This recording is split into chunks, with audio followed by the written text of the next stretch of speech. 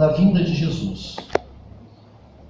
Nós precisamos entender, irmãos, que o próximo evento escatológico que está para acontecer é o arrebatamento da igreja. Com o arrebatamento da igreja, iniciar-se-á uma série de outros eventos que vão, com certeza, ter interferência ou influência direta em todo o mundo. Então, a igreja está se preparando. Nós poderíamos até dizer, a igreja deve estar preparada, porque a vinda de Jesus para buscar a sua igreja, para arrebatar o seu povo, deve acontecer num momento, como diz a própria palavra, em que nós não pensamos. Na hora em que não penseis, disse Jesus. O Senhor Jesus virá. A igreja será arrebatada nesse dia da vinda do Senhor de uma maneira rápida, abrupta. E o mundo não vai participar, não vai ver a igreja sendo arrebatada. E eu já mostrei vários versículos para os irmãos, que eu não vou voltar a examiná-los agora em função do tempo. Mas mostrei para os irmãos que num abrir e fechar de olhos, a igreja será retirada desta terra. Né? E ela vai se encontrar com o Cristo dos ares, que ele vem dos céus e se encontra com a igreja nos céus, nesse céu que nós, atmosférico, que nós conhecemos. E o mundo não vai ver isso, porque vai ser um evento misterioso, sobrenatural. E a igreja então vai se encontrar com o Cristo dos ares, e dali a igreja e Cristo, mais os anjos que virão com ele, retornarão para as mansões eternas do nosso Deus. E lá então seguem-se os demais eventos que nós não vamos falar agora. Mas eu falei para os irmãos, e estou seguindo mais ou menos o roteiro do livro do Apocalipse, porque eu disse para os irmãos que ele vai falar logo de imediato a respeito do grande dia da vinda do Senhor Jesus. E esta vinda de Jesus é a vinda de Jesus em glória. Não é o arrebatamento da igreja. Esse evento, nós mostramos vários versículos para os irmãos, que ele vai acontecer no final do período chamado a Grande Tribulação. Que alguns dividem a Grande Tribulação em duas etapas, duas fases. A primeira etapa seria a tribulação e a segunda etapa seria a Grande Tribulação. Um período de 7 anos. E depois, ao final desses 7 anos, então, Jesus Cristo vem, e aí vai se cumprir aquele texto, né, que a palavra de Deus diz que naquele dia, então, todo o olho verá. Aí sim, o mundo inteiro verá a vinda de Jesus em glória, porque ele vem agora com os seus santos. Vai ser um estrondo neste mundo, irmãos, a vinda de Jesus. Né? Então, em Apocalipse, no capítulo 19, versículo 11, diz assim: E vi o céu aberto, e eis um cavalo branco. O que estava sentado sobre ele chama-se Fiel e Verdadeiro, e julga e peleja com justiça. Então, na visão de João, ele viu Jesus montado no majestoso cavalo branco. Nós sabemos que quando Jesus veio à terra, irmãos, aqui para pregar o Evangelho, ele não veio com este resplendor, com esta glória. Tanto é que ele não foi nem reconhecido, porque ele nasceu de uma virgem, ele nasceu numa manjedoura, não é? Ele teve uma vida assim bastante anônima aqui, e só não foi mais porque ele realizou muitos milagres, muitos prodígios, muitas maravilhas, e ele ensinou, ele pregou, ele fez grandes obras aqui.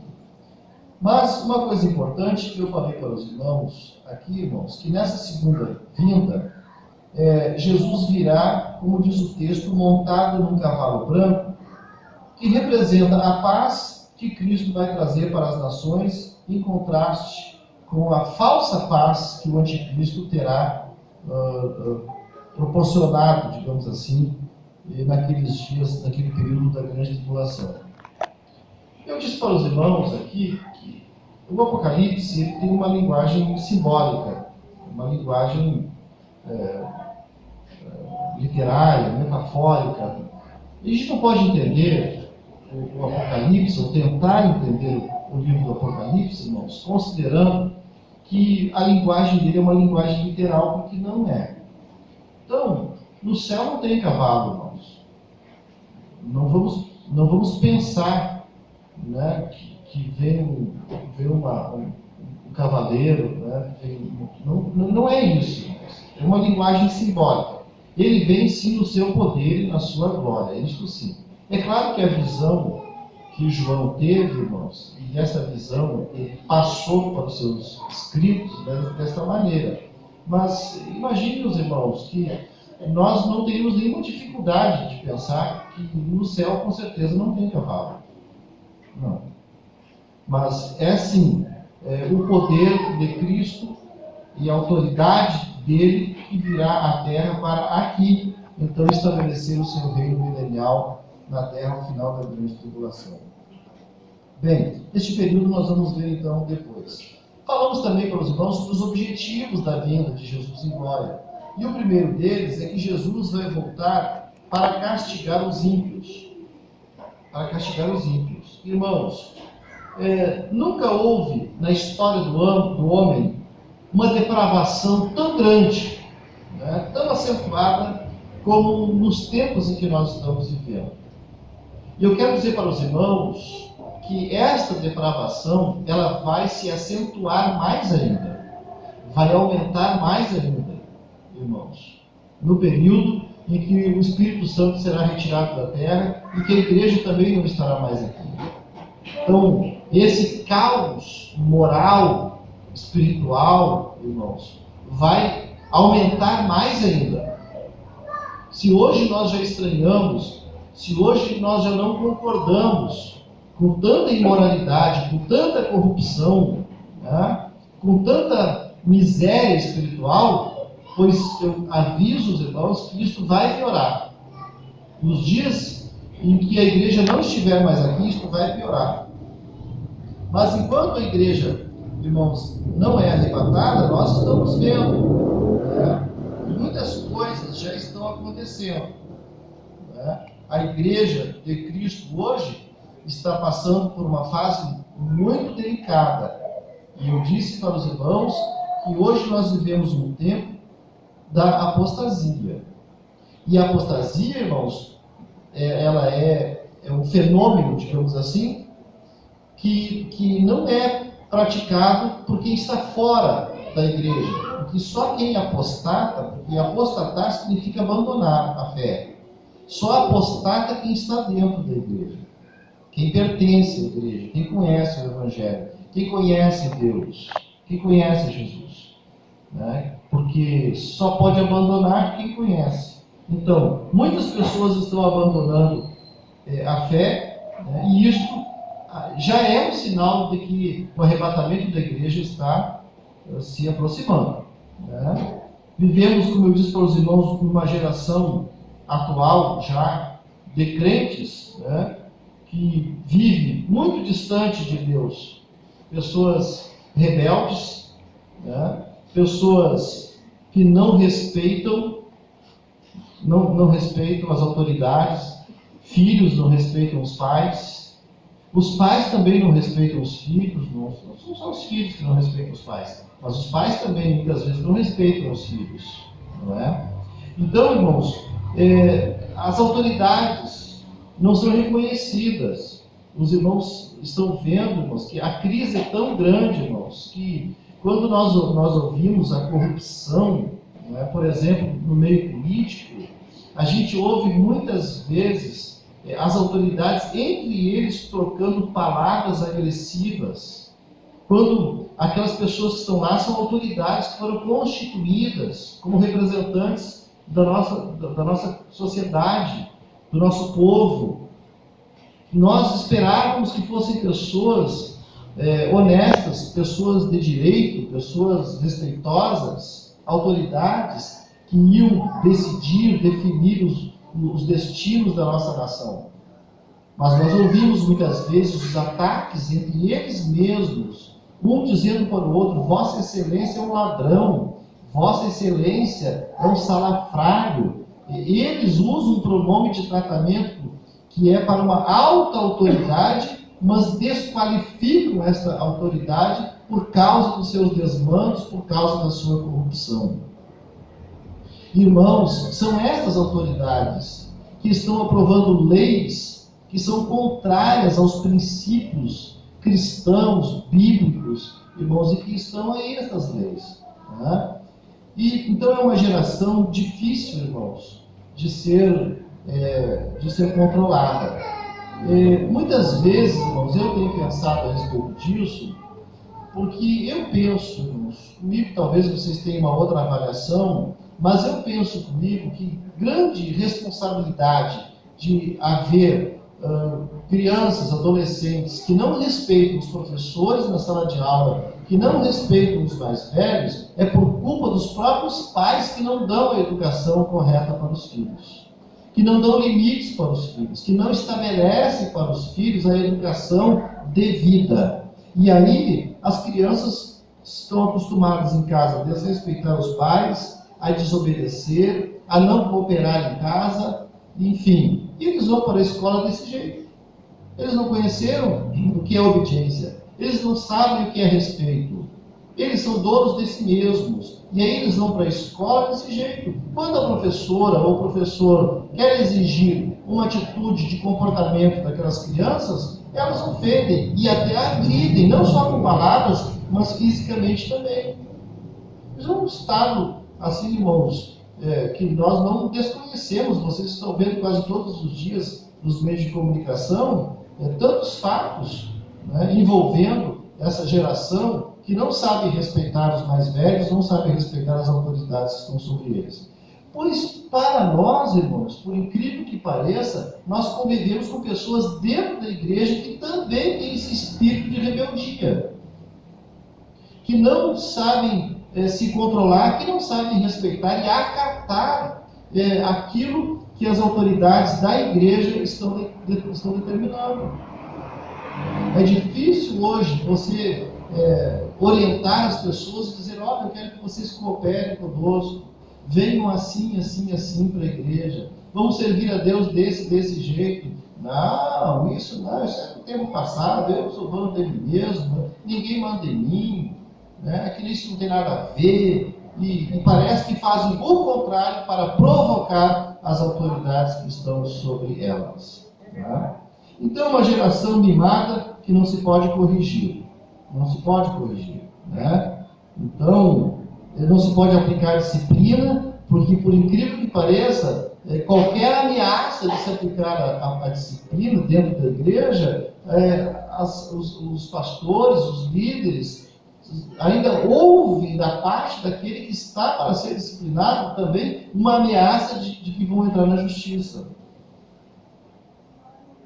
para buscar os seus direitos. Não, eu estou sendo discriminado, eu estou sendo maltratado, né? Estão agindo com preconceito comigo. É assim hoje. Então, uma geração difícil. Mas, como eu disse para os irmãos, isso vai piorar. Vai piorar. Irmãos, eles fazem o que querem, não dão satisfação. Aquilo que acham que está certo, né? Eles não dão satisfação. Não buscam conselho com os mais velhos na fé.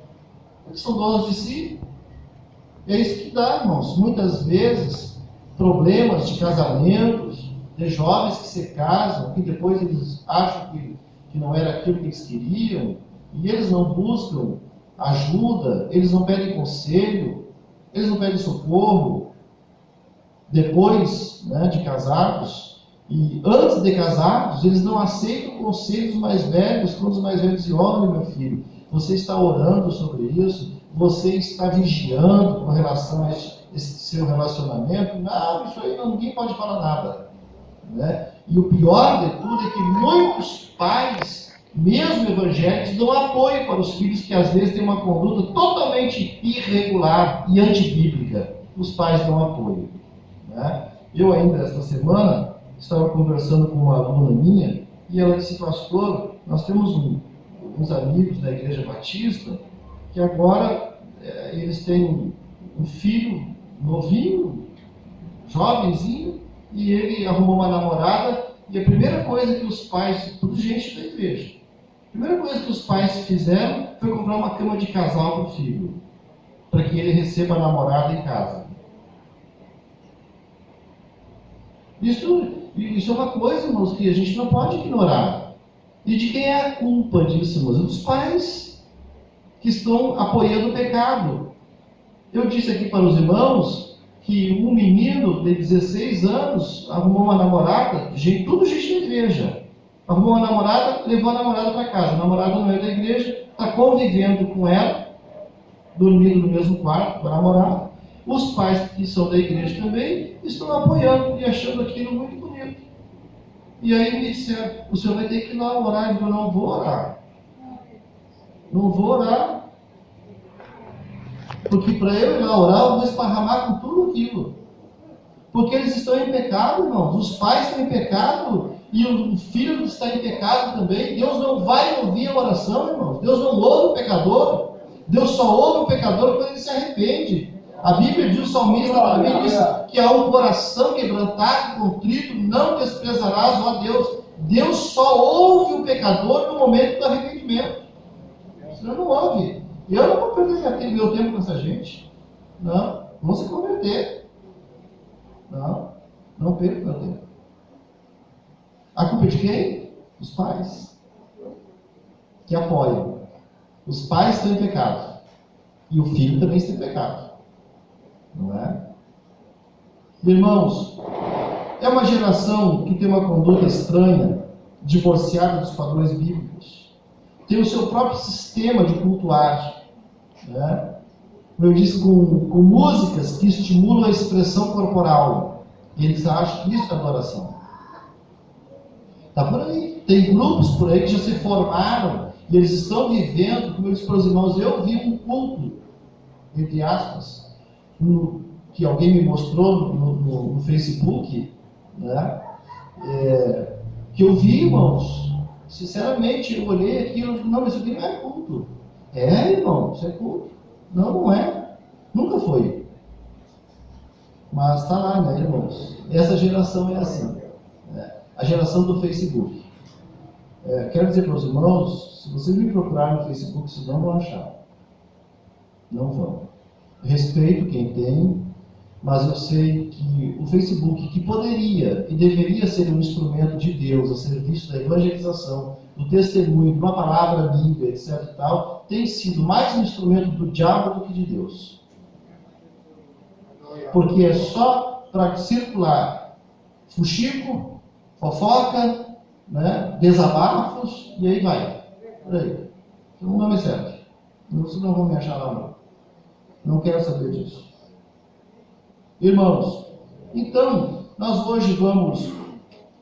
Vocês estão vendo como é que as coisas estão se encaminhando, irmãos. Isso é um estado negro, né, de coisas que a gente está vendo. E hoje, então, irmãos, vou continuar falando para os irmãos a respeito dos objetivos da vinda de Jesus em glória.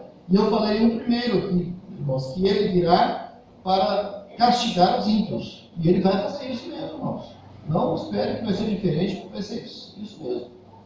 Irmãos, um segundo tópico é Jesus voltará para livrar Israel do extermínio. Então vamos pensar de novo aqui como é que as coisas estarão acontecendo naqueles dias. A nação de Israel, para quem não sabe, é a nação eleita de Deus. Este povo é um povo escolhido, irmãos. E esse povo está lá, estabelecido, do jeito que está hoje, com aquela bandeira que está lá, alçada lá no país deles, naquele território, irmãos, da nação de Israel, desde o ano de 1948. Vejam que faz muito pouco tempo, irmãos, que a nação se restabeleceu, porque ela tinha sido destruída, a cidade de Jerusalém, e o povo tinha sido disperso pelo mundo todo, ali com a perseguição dos romanos no primeiro século da nossa era, não é? Mas, bem, irmãos, em 1948, então, por decisão da ONU, e também para cumprir as profecias bíblicas, a nação de Israel voltou a ter a sua própria bandeira, a sua própria pátria, foi restabelecida como pátria. E aqui, irmãos, nós vemos o cumprimento da profecia que estava lá no livro do profeta Ezequiel, no capítulo 37, a visão dos ossos secos. Deus fez eles reviverem, né? E a nação de Israel revive desde 1948. Interessante, né, irmãos, que em 1948, quem estava chefiando lá a ONU e assinou, né, essa ordem para que o mundo inteiro reconhecesse a nação de Israel como um país, né, como uma nação, foi um brasileiro, foi um gaúcho que assinou em 1948. Viram, irmãos? Então, a nação de Israel voltou a ter a sua pátria. E agora tem um detalhe interessante, não é, irmãos? Que quando a ONU decidiu que Israel voltaria a ter o seu território, ter a sua independência política, econômica, enfim, eles decidiram naquela época que a cidade de Jerusalém não pertenceria a ninguém. A cidade de Jerusalém seria apenas a cidade santa, a cidade sagrada, e que não pertenceria a Israel, não pertenceria a ninguém. Que o mundo inteiro deveria reconhecer como uma cidade sagrada, a cidade de Jerusalém. Aí a gente fica se perguntando, será que os judeus concordaram com isso? Não. Não concordaram. E ninguém tira eles de lá.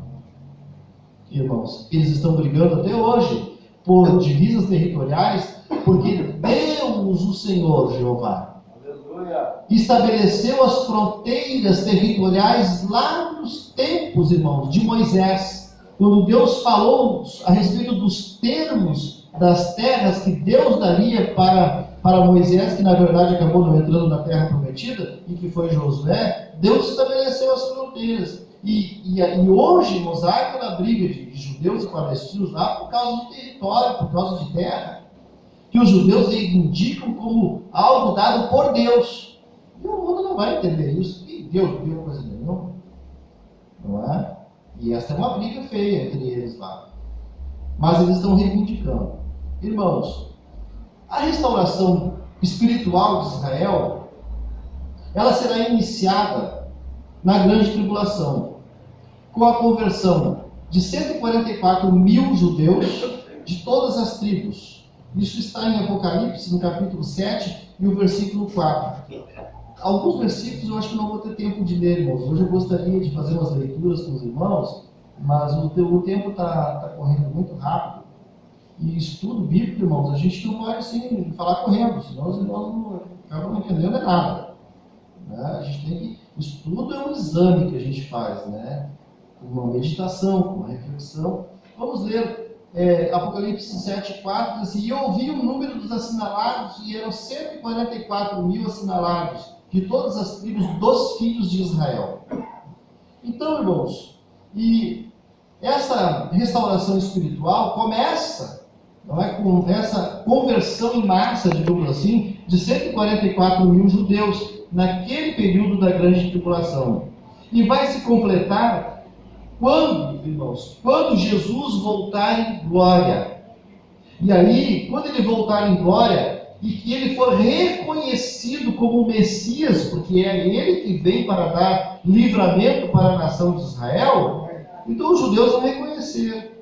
E eu disse aqui para os irmãos, citei os versículos, e os judeus, eles terão uma grande surpresa naqueles dias, irmãos. Porque assim, irmãos, no final da grande tribulação, aliás, eu vou falar depois mais especificamente sobre a grande tribulação. A primeira metade da grande tribulação, o inimigo, irmãos, ele vai criar uma religião só, ele vai fazer o ecumenismo no mundo todo, e uma religião só, né?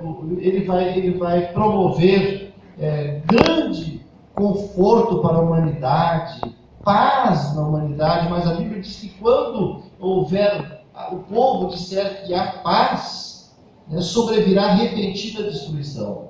Satanás, depois da metade desse tempo, chamado a grande tribulação, ele vai se revelar como aquele verdadeiro autor daquela paz, daquela religião. E aí, irmãos, ele vai começar uma perseguição. Uma perseguição que não vai abranger só a nação de Israel, mas o mundo inteiro.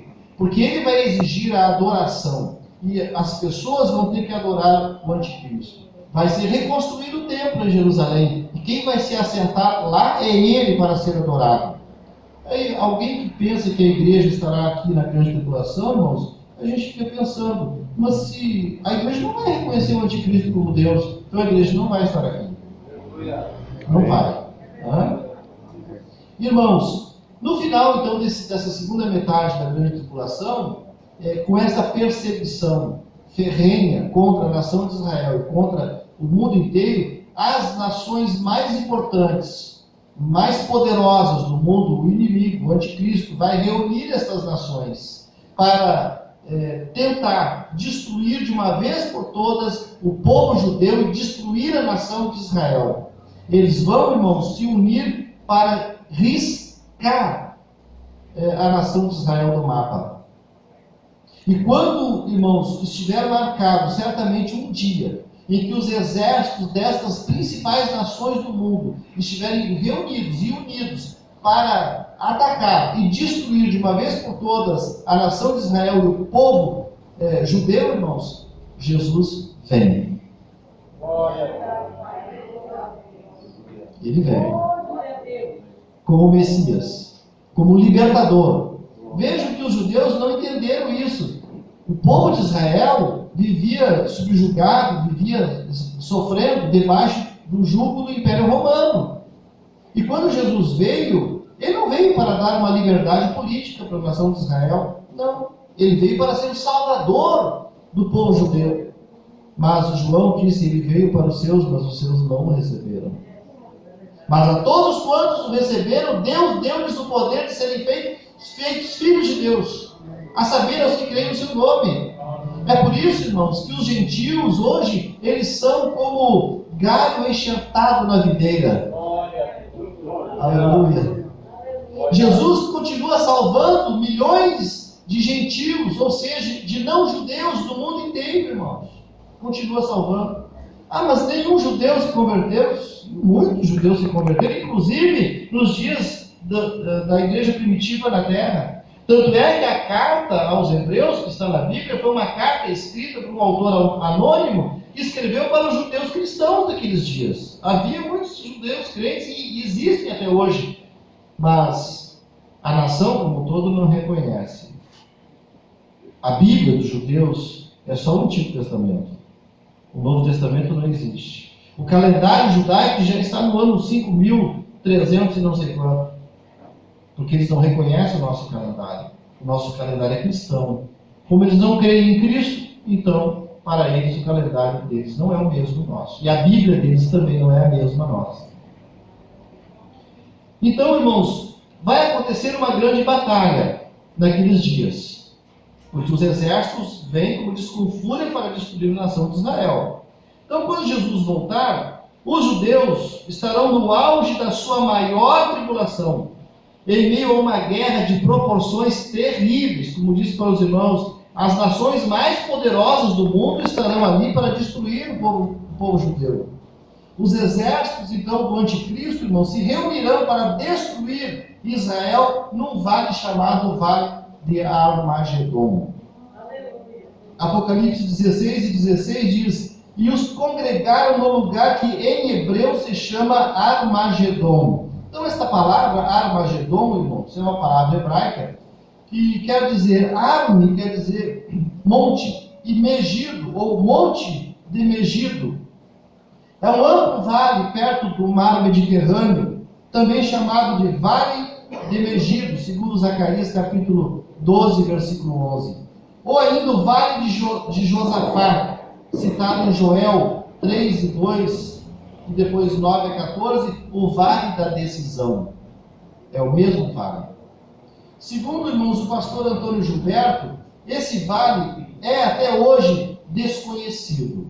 Na verdade, é um vale que ele é descrito como existente, ou como que vai aparecer neste lugar, mas ele não é identificado ainda hoje.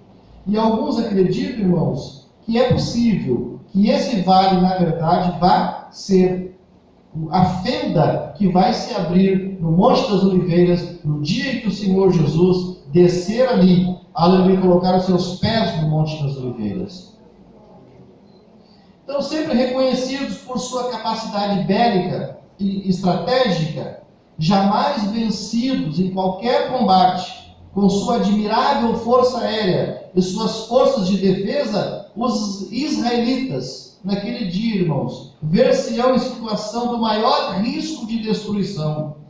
É uma iminente destruição que está para acontecer ali, como desejam seus inimigos, como disse, de riscarem a nação de Israel do mapa. Nós sabemos que hoje, né, está aqui o nosso companheiro, que é professor de tanque de guerra, irmão Carlos de Almeida, que a nação de Israel hoje tem um dos exércitos mais poderosos do mundo. A nação de Israel tem uma frota de aviões na sua força mais poderosa do mundo. Mas nem isso, irmão, será suficiente para que eles ofereçam qualquer resistência diante das maiores potências do mundo naquele dia. Perceberam? Tudo indica, irmãos, que Israel estará entregue à sua própria sorte, abandonada pelos Estados Unidos e por outras nações que ainda hoje estão defendendo a nação de Israel. Mas naquele dia, todos serão inimigos de Israel. Hoje tem alguém que luta por eles, a própria ONU. Dá amparo, dá apoio à nação de Israel. E muitos outros países. Mas haverá um dia que todos vão abandonar a nação de Israel e eles vão ficar sozinhos nesta batalha. Irmãos, neste dia desta batalha, vejam o que a palavra de Deus diz em Zacarias, no capítulo 13, e versículo 8. Tem uma informação aqui, irmãos, profética, de grande importância, que a gente precisa olhar. Viu, irmãos? A gente precisa olhar. Zacarias, capítulo 13, e o versículo 8. Olha só o que diz o texto, irmãos. E acontecerá em toda a terra, diz o Senhor, que as duas partes dela serão extirpadas e expirarão, mas a terceira parte restará nela.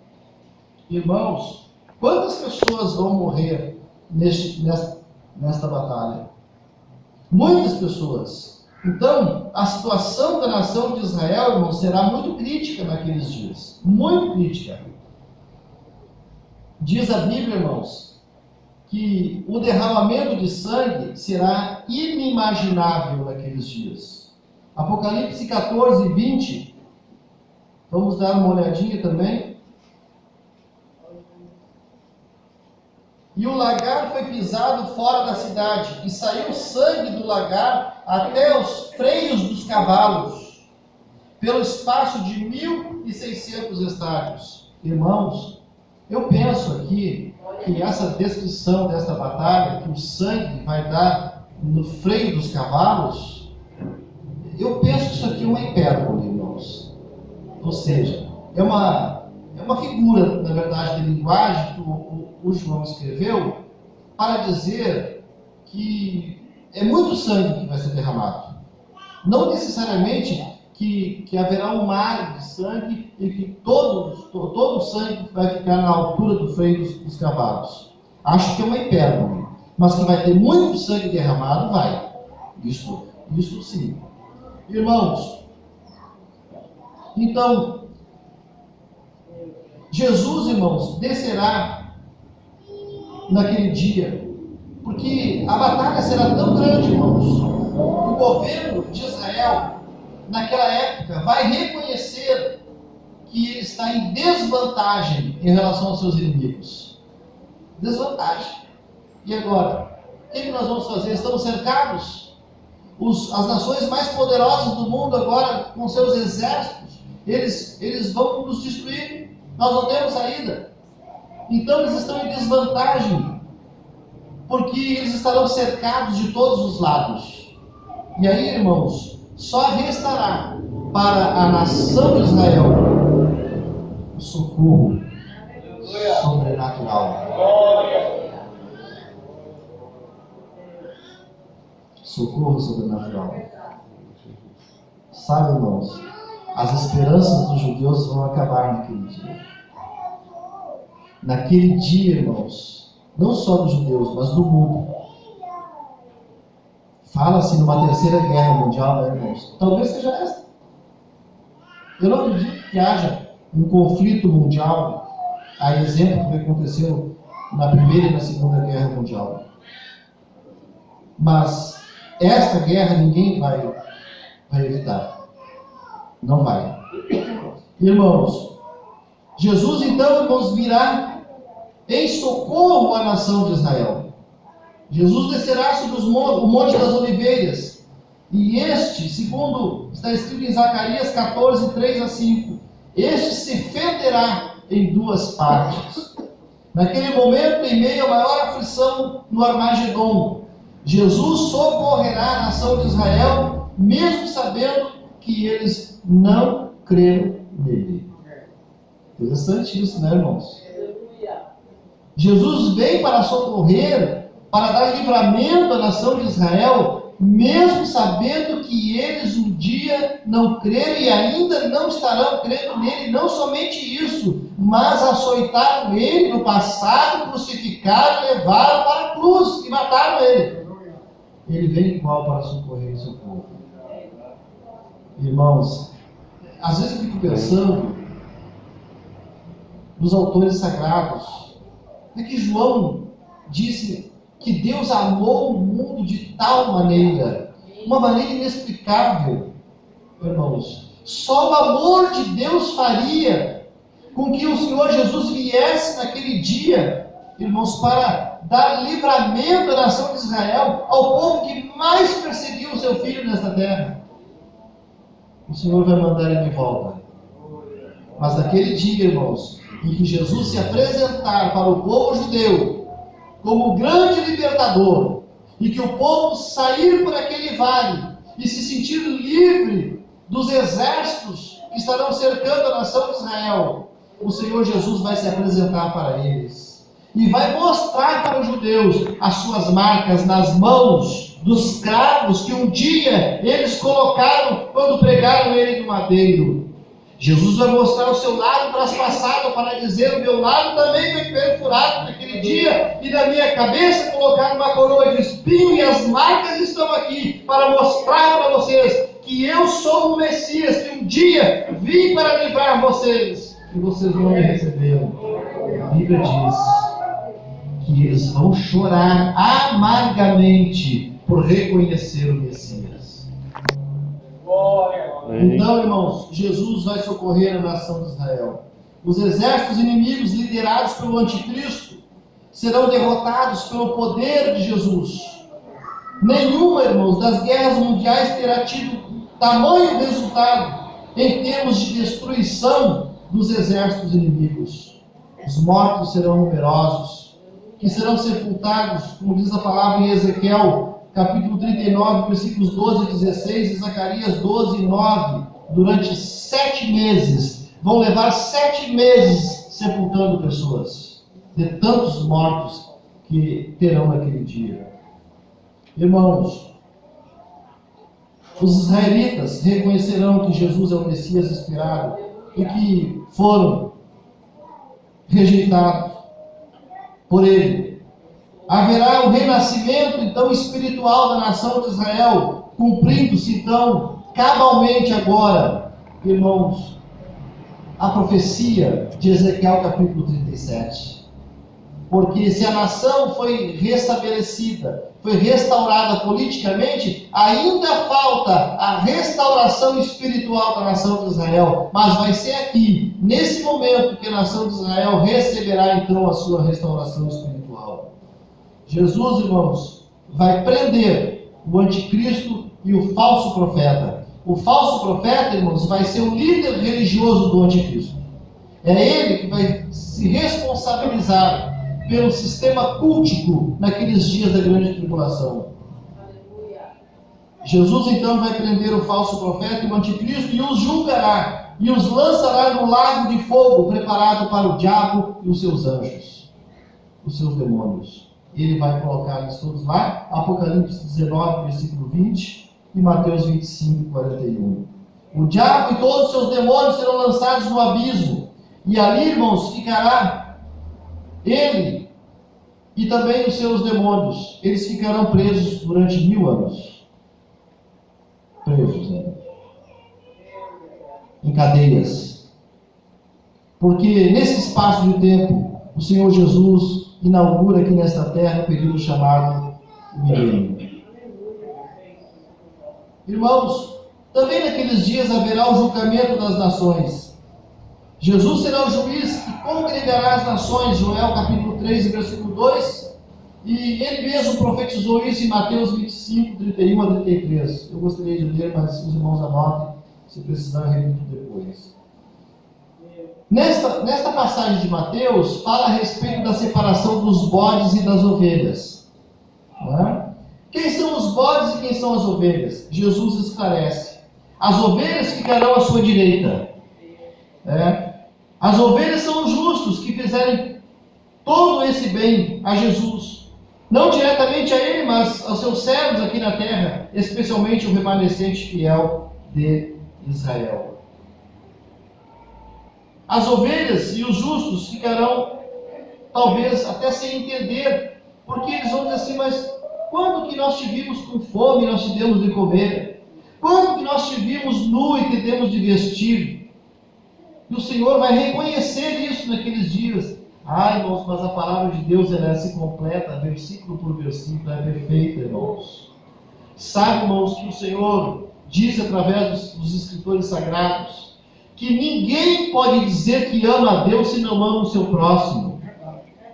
E quando você faz algum benefício para o seu próximo, quando você estende a mão para o seu próximo, você está reconhecendo nele, aleluia, a santidade de Deus. Você está servindo a Deus, você está prestando um serviço para Deus.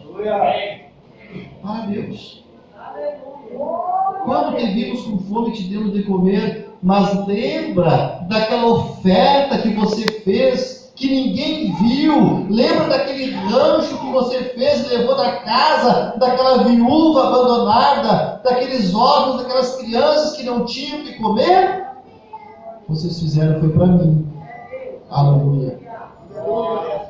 Os teólogos, irmãos, entendem que esses pequeninos irmãos, como disse Jesus, eles são os judeus. As ovelhas, ou os justos, são as nações amigas de Israel, que ao longo da história têm estado ao seu lado, até o final dos tempos. É um perigo se levantar contra a nação de Israel, irmãos. Há poucos dias andou uma ameaça do nosso próprio presidente, querendo escrever algo contrário à nação de Israel, e saiu ali da nossa convenção do Estado do Rio Grande do Sul, um ofício que foi encaminhado através do ministro do Trabalho, que é pastor da Assembleia de Deus em Porto Alegre. E o ministro foi incumbido de levar este ofício para o presidente Temer, dizendo para ele: não faça nada contra a nação de Israel, porque Deus vai julgar todas as nações que se levantarem contra a nação de Israel. Vem juízo de Deus, irmãos, porque a nação de Israel é o povo escolhido de Deus. O Brasil não parece estar se inclinando para ser ovelha, pois seus governos, então, recentes, e a sua diplomacia tendenciosa prefere apoiar países hostis a Israel, como o Irã, e até extremistas islâmicos que desejam varrer Israel do mapa. É perigoso, irmãos, se aliar aos países de regime ditatorial. É perigoso, porque Deus vai tratar com esta gente. Porque esses países de regime ditatorial, quase todos eles, se não todos, que ainda são remanescentes, são contra Deus e contra a igreja. Eles têm só uma fachada, mas eles são contra Deus. Na grande tribulação, irmãos, certamente a situação do nosso país não será nada desejável. Mas eu creio, irmãos, que isso ainda pode ser revertido. Eu creio, porque no Brasil ainda tem uma igreja que ora. Aleluia. Ainda tem um povo que conhece a Deus, que serve a Deus. Tem. E este povo pode clamar ao Deus dos céus, aleluia, para que as nossas autoridades tenham, irmãos, aleluia, uma visibilidade, que nossas autoridades tenham discernimento e entendam e ouçam a voz do povo de Deus que está aqui neste país. E quem são os bodes? São aqueles que vão ficar à esquerda de Jesus. E ele esclarece isso em Mateus 25, 41 a 43. O texto, irmãos, dá a entender que essa condenação aos bodes, que vão ficar separados das ovelhas, estarão à esquerda, se refere às nações inimigas de Israel. Olha o perigo. Ou que, como o nosso país, que não sendo propriamente uma nação inimiga, não simpatiza com o Estado de Israel, mas simpatiza com seus adversários, os palestinos e os terroristas, que lançam mísseis contra o país judeu e têm os seus propósitos declarados em eliminar o judeu da face da terra. Perigoso isso, não é, irmãos? Porque esses que se levantarem e se declararem inimigos da nação de Israel serão considerados os bodes. E eles serão separados das ovelhas. E virá juízo de Deus sobre eles. Mas, para a nossa tranquilidade, não é, irmãos? A igreja do Senhor não estará mais aqui. Aleluia. Quando essas coisas se configurarem, quando esta guerra se declarar, quando os inimigos de Israel se declararem e se aliarem para lutar contra a nação de Israel, a igreja do Senhor não estará mais aqui.